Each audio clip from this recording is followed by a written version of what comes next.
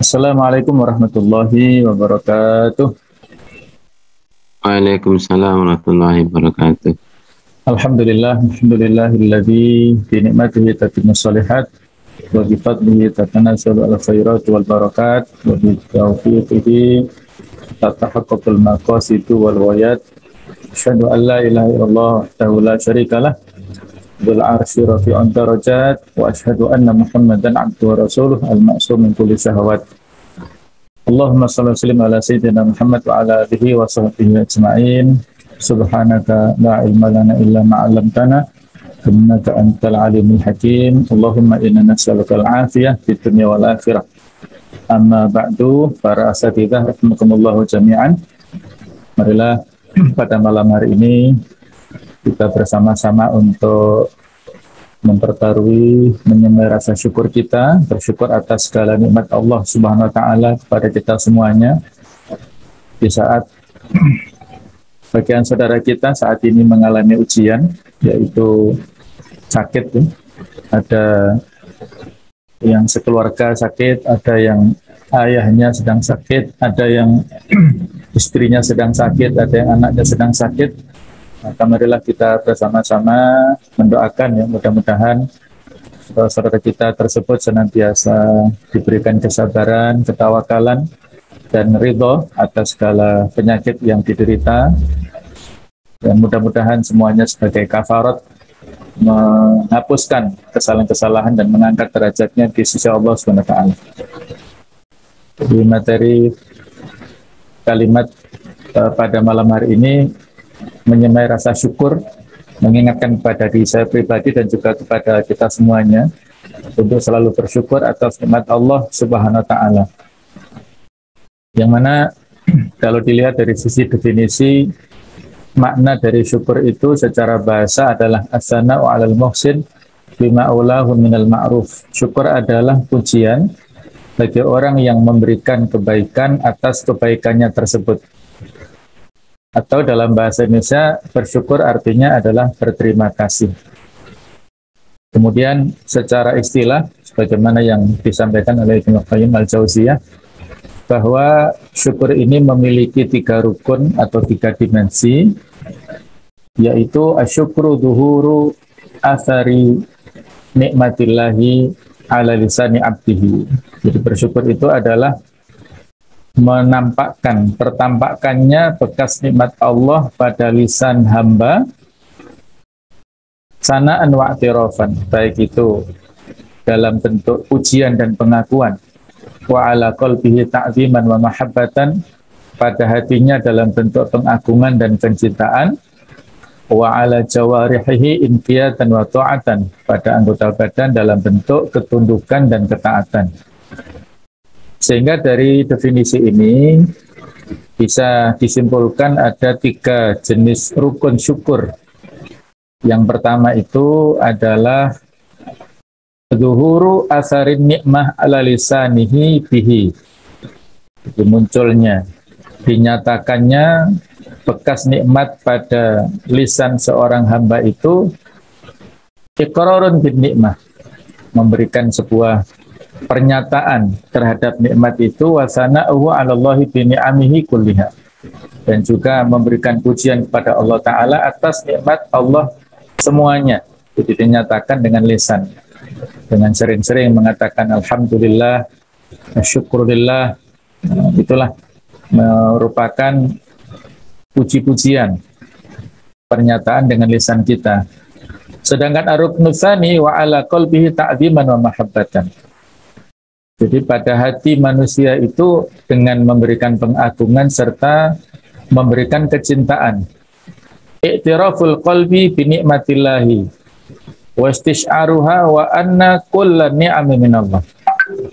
Itu merupakan pengakuan dalam hati terhadap nikmat Allah serta merasakannya bahwasanya semua nikmat itu datang dari Allah. Bukan karena kepandaian manusia, kecerdasan manusia, usaha manusia semata-mata, tapi itu adalah karena takdir Allah. Betapa banyak orang yang misalnya lulus pendidikan tinggi, ternyata nilai derajatnya secara status sosial dan lain-lain tidak lebih mulia daripada yang, mohon maaf, strata pendidikannya alumni dari pendidikan rendah misalnya. Jadi tidak ada kaitan antara prestasi dalam bidang pendidikan misalnya dengan kaitannya dengan yang nikmat-nikmat yang lainnya, terutama dari sisi rezeki ya, finansial. Jadi semuanya itu adalah mutlak pemberian Allah Subhanahu wa taala kepada manusia yang wajib kita akui, kita rasakan, kita kembalikan nikmat itu kepada Allah taala. Sedangkan ar-ruknu tsalits wa 'ala jawarihi inqiyatan wa ta'atan, yaitu dengan anggota badan dalam bentuk ketundukan dan juga ketaatan. Isti'malun ni'mah fi ta'atillah, jadi menggunakan nikmat tersebut dalam rangka untuk ketaatan, wa tajannubu isti'maliha fi maksiatihi, menjauhi penggunaannya dalam rangka bermaksiat. Karena setiap anggota badan kita ini adalah merupakan amanah, pemberian dan juga titipan Allah Ta'ala yang masing-masing harus kita pertanggungjawabkan. Kemudian pada surat Luqman ayat 20, Allah Subhanahu wa taala mengingatkan kepada kita semuanya. Di antara potongannya adalah wa asbagha 'alaikum ni'amahu dhahiratan wa batinah. Dan Allah menyempurnakan nikmatnya untukmu lahir dan batin. Di mana di antara penafsiran ayat ini oleh Ibnu Abbas radhiyallahu anhuma, an-nikmatu dhahirah, bahwasanya nikmat secara zahir itu adalah al-Islam wal Quran, yaitu keislaman dan Al-Quran, yang bisa kita kiaskan di sini berupa keimanan, berupa hidayah, kita diberikan kemudahan untuk berinteraksi dengan Al-Quran, ya, dengan membacanya, dengan menghafalkannya, dengan mentadaburinya, ya, kita menjadi ahlul Quran, ya, anak-anak kita mudah-mudahan juga menjadi hafizul Quran, hafizatul Quran. Nah, itu adalah menurut Ibnu Abbas justru diposisikan sebagai nikmat yang dohir. Sedangkan nikmat batin, masa tara alaika minad dzunub, apa yang ditutup oleh Allah Ta'ala darimu berupa dosa-dosa. Walam yu'ajjil alaika bin niqmah, dan Allah tidak mencegerakan siksanya, tidak memberikan iqab langsung di saat kita selesai melakukan dosa kemaksiatan itu. Allah memberikan kesempatan untuk bertaubat. Inilah nikmat Allah yang tidak kita lihat secara zahir. Allah menutup dosa-dosa kita. Siapapun manusia, baik itu ulama, apalagi yang awam, itu tidak lepas dari ad-dzunub, dosa-dosa yang kecil ataupun yang besar. Allah adalah as-sattar, maha penutup dosa-dosa manusia ini. Maka kita diberikan kesempatan tertutup dosa kita dan diberikan kesempatan tidak langsung mendapatkan azab ataupun balasan iqab dari dosa-dosa kita itu, maka inilah kesempatan kita untuk kembali, ya, bertaubat kepada Allah Subhanahu wa taala. Nah, di surat Ad-Duha ayat ke-11 yang sering kita baca, wa amma bi ni'mati rabbika fahaddits. Dan adapun dengan nikmat Tuhanmu maka hendaklah ucapkan ataupun nyatakanlah. Dalam hadis dikatakan, innallaha yuhibbu an yura asaru ni'matihi ala abdi. Sesungguhnya Allah suka melihat bekas nikmat Allah tampak pada hambanya. Itu sahih riwayat At-Tirmidzi. Syekh Muhammad bin Shalih Al-Utsaimin berkata, jika nikmat tersebut berupa harta, maka Allah sangat senang jika nikmat tersebut dimanfaatkan untuk infak dan sedekah. Jika nikmat tersebut berupa ilmu, maka Allah sangat senang jika ilmu tersebut diamalkan, juga didakwahkan. Kalau orang berpakaian yang menunjukkan bahwa ia adalah orang yang fakir, tidak punya apa-apa, padahal ia mampu menunjukkan bekas nikmat Allah dalam ia berpakaian, maka ini tanda ia menolak dan menyembunyikan nikmat tersebut. Di Syarah Riyadhus Shalihin. Inilah penjelasan dari Syekh Utsaimin terhadap hadis ini. Jadi ya ada tempatnya, ya, kapan kita zuhud ya, kapan kita tahadduts bin nikmah, kapan kita tampil ya sesuai dengan makom ataupun dengan situasi dan kondisinya, itu ada pada tempatnya masing-masing. Dulu pun ketika Rasulullah SAW ya tampil di hadapan musuh-musuhnya, beliau punya izzah, punya harga diri ya. Adapun tampil di hadapan sahabatnya, beliau dengan ketawaduannya, nah, seperti itulah ya. Ketika kita diberikan nikmat berupa harta, biasanya orang tasyakuran. Nah, tasyakur ini adalah dalilnya ini. Tasyakur bin nikmah, menyampaikan syukurnya dengan nikmat yang telah dia dapatkan itu, dengan membagi nasi kotak, nasi bungkus, terutama misalnya pada hari Jumat, nah, untuk sedekah dan lain-lainnya. Kemudian sedekah dengan ilmu. Ketika kita diberikan ilmu, maka kita sedekahkan. Nah, semakin ilmu ini kita sebarluaskan, maka semakin barokah dan semakin ditambah. Karena ilmu ini juga sama, pemberian dari Allah Ta'ala. Dan begitu pula dari sisi tampilan ya, tampilan performa pakaian, kendaraan dan sebagainya. Bukan bermaksud ria ataupun untuk pamer, bukan ya, tapi ini semata-mata tahadduts bin nikmah. Lawan dari syukur adalah kufur nikmat, yaitu enggan menyadari atau bahkan mengingkari bahwa nikmat yang ia dapatkan adalah dari Allah Subhanahu wa taala. Bagaimana yang disikapi oleh Qarun dulu. Qarun adalah keponakannya Nabi Musa sendiri yang dulunya juga orang fakir, orang miskin dan rajin ibadah, tapi minta doa kepada Nabi Musa supaya diberikan kecukupan dan kelebihan harta. Akhirnya dikabulkan. Nah, ternyata ketika sudah kaya raya dan diturunkan kewajiban zakat saat itu lewat Nabi Musa, ditarik kepada Qarun, tidak mau. Dan dia menjawab dengan kalimat ini, innama utituhu ala ilmin indi. Sesungguhnya harta dan kenikmatan yang aku miliki itu aku dapatkan dari ilmu yang aku miliki.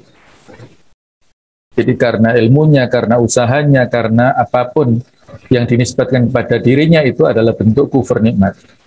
Oleh karena itu, kita wajib bersyukur setiap hari untuk nafas, kesehatan, makanan, pekerjaan keluarga, kerabat, dan semuanya yang Anda miliki sampai hari ini. Karena mungkin apa yang Anda miliki hari ini adalah merupakan mimpi dari orang lain yang belum sehebat Anda. Jadi sudah bersyukurkah kita semua pada hari ini? Bisa jadi orang lain melihat apa yang kita miliki itu impian mereka yang belum tercapai, tapi kita sudah pada level itu ya. Maka biasanya kalau sesuatu yang belum kita miliki itu seperti seolah-olah bagaimana gitu ya. Tapi ketika kita sudah mendapatkannya, nah ternyata ya seperti itu ya. Kita lupa bersyukur. Maka mari kita ingatkan bersama.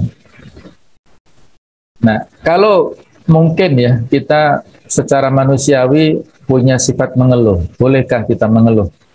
Nah, ternyata apabila kita lihat bahwasanya mengeluh itu memang sifat fitrah manusia, sebagaimana yang disebutkan oleh Allah di surat Al-Ma'arij ayat 19-21, innal insana khuliqa halu'a idza massahu syarru jazu'a wa idza massahul khairu manu'a. Sesungguhnya manusia itu diciptakan bersifat suka mengeluh.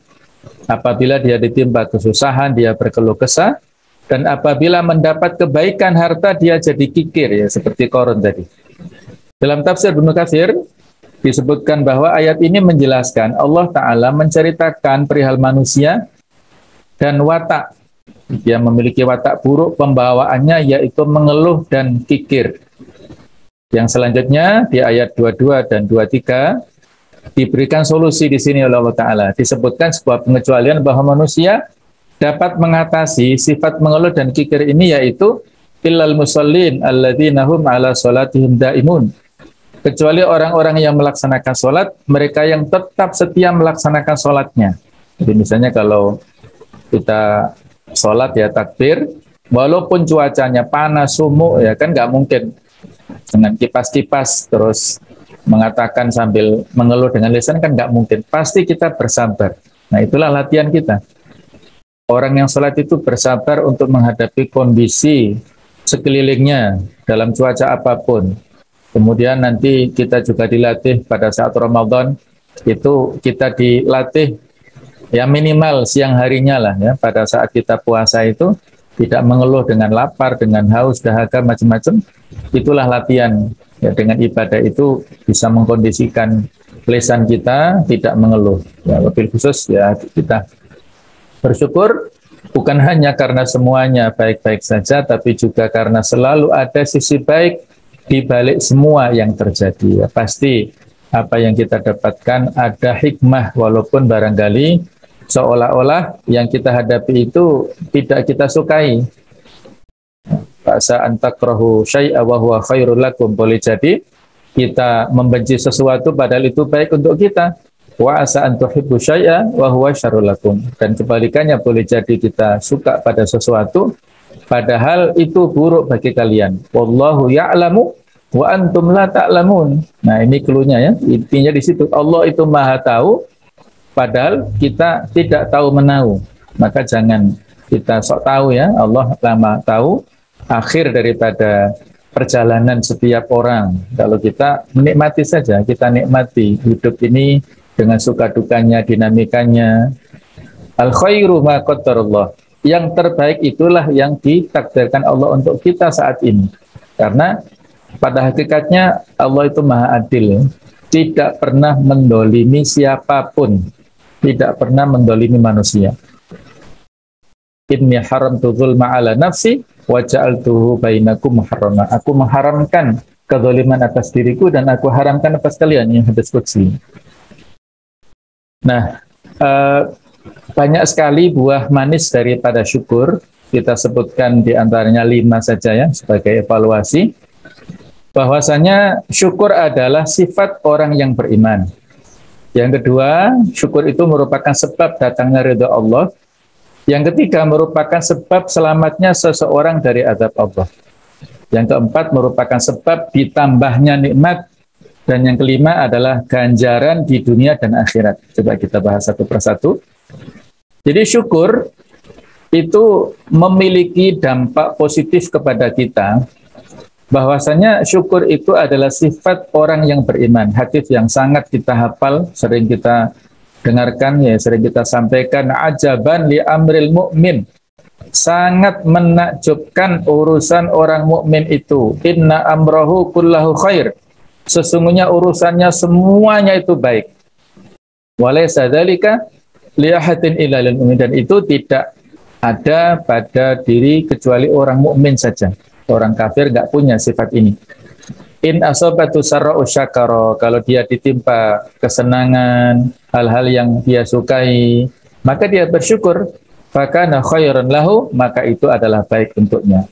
Wa in asabatu dharra'u sabara. Dan apabila dia timpa segala sesuatu yang tidak menyenangkan, sesuatu yang menyusahkan, maka dia sabara, bersabar. Fakana khairan lahu, maka itu baik untuknya. Itu sahih riwayat Muslim. Jadi sabar dan syukur ini seperti kalau burung itu 2 sayap. Burung itu nggak bisa terbang kecuali dengan 2 sayap. Kalau salah satu saja yang cacat nggak bisa terbang. Nah, begitu pula orang, manusia khususnya Muslim di sini eksis, bisa hidup bertahan dalam situasi apapun kalau punya 2 sayap, yaitu syukur dan sabar ini. Harus seimbang. Hadapilah semua nikmat dengan rasa syukur dan terimalah semua musibah dengan rasa sabar. Inilah yang pertama, bahwasanya ketika kita mengaku sebagai seorang mukmin, maka cirinya adalah syukur dan sabar ini. Yang kedua, bahwa syukur itu bisa menjadikan kita ini mendapatkan ridho dari Allah Subhanahu wa taala. Sebab datangnya ridho Allah. Allah berfirman, "Wa in tashkuru yardahu lakum." Dan jika kalian bersyukur, ini potongannya, artinya lebih banyak ya. Saya langsung baca Arab dan terjemahnya. Dan jika kalian bersyukur yardahu lakum, maka Allah akan meridhoi kepada kalian.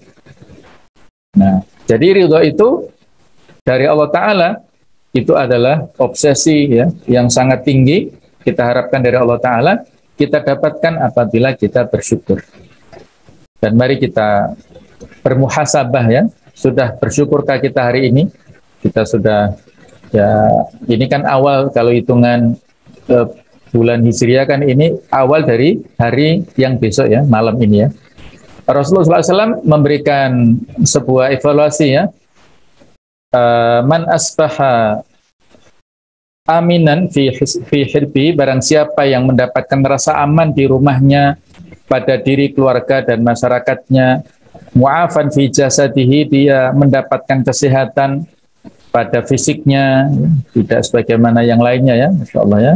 Banyak saudara kita yang sakit tadi kita diberikan kesehatan, kemudian dia wawajada quta yaumihi, dia menemukan, mendapatkan makanan pokok pada hari itu sudah tersedia, maka ka'annahu apa itu, seolah-olah dia mendapatkan dunia dengan segala macam isinya ya.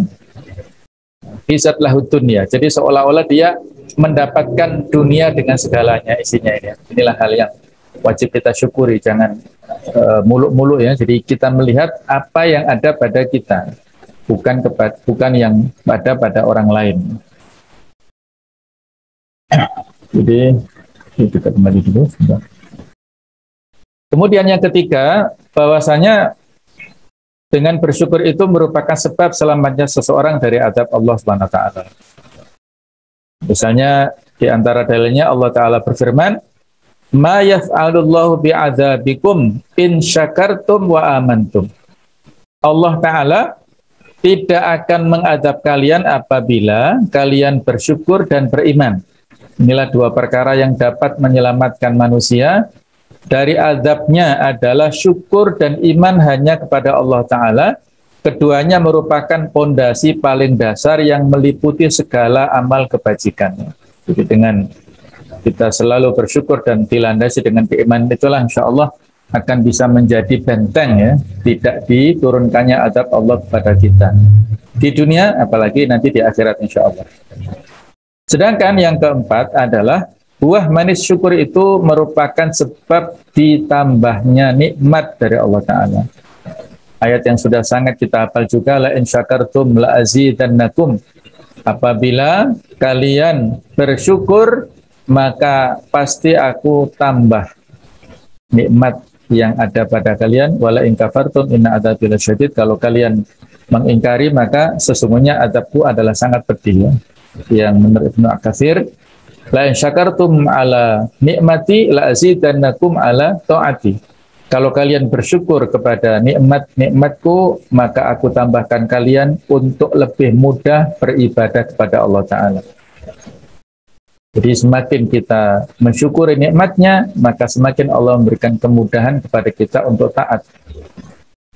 Yang kelima adalah dengan syukur itu kita mendapatkan ganjaran di dunia dan di akhirat.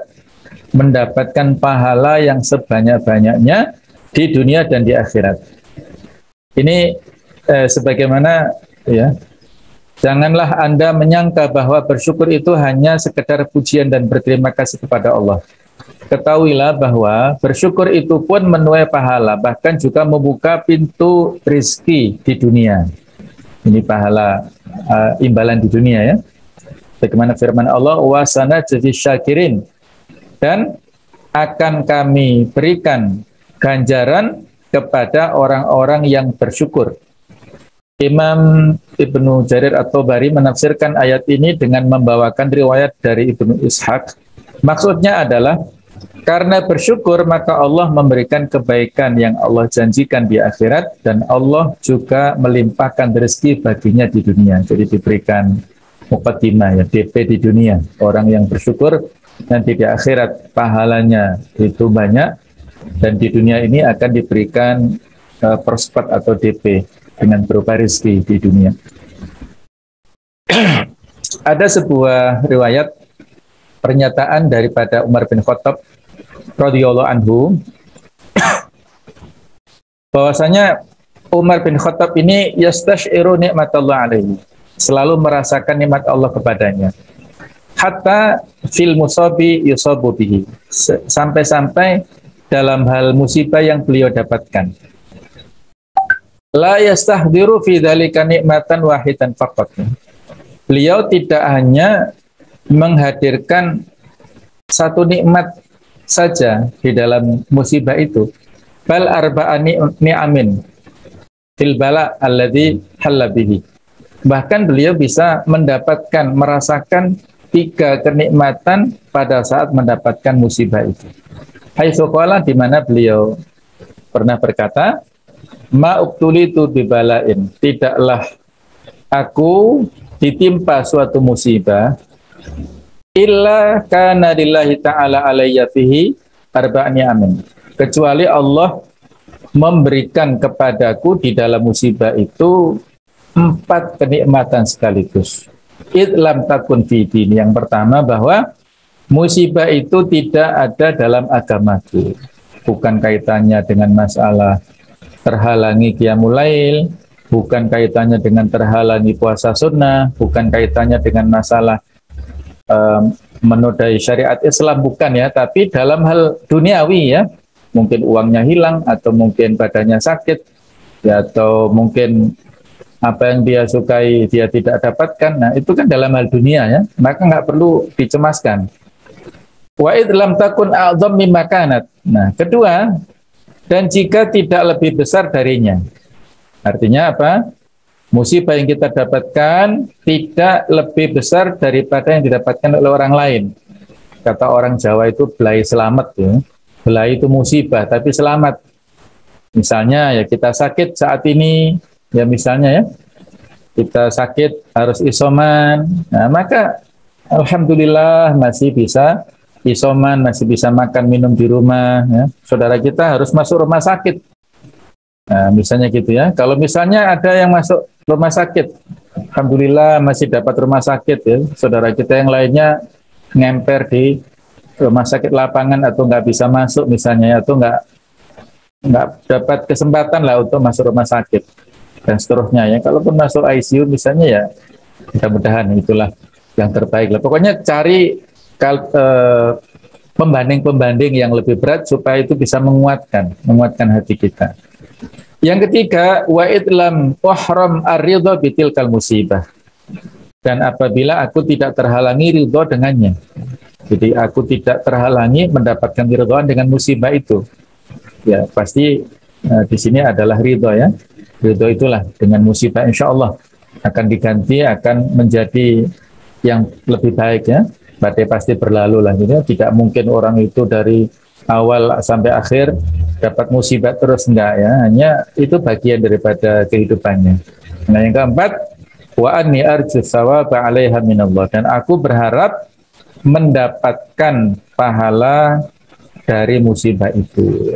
Semakin orang itu sabar dengan musibahnya, nanti semakin mendapatkan kafarat, ya, penghapus dari segala dosa, dan pahalanya semakin banyak.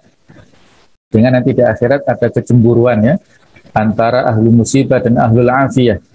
Orang yang sering dapat musibah di akhirat itu pada saat diuji atau diadili itu mendapatkan ketenangan karena kesabarannya pada saat dulu di dunia dalam menghadapi musibah itu tidak ini ya, menjadi kafarat daripada segala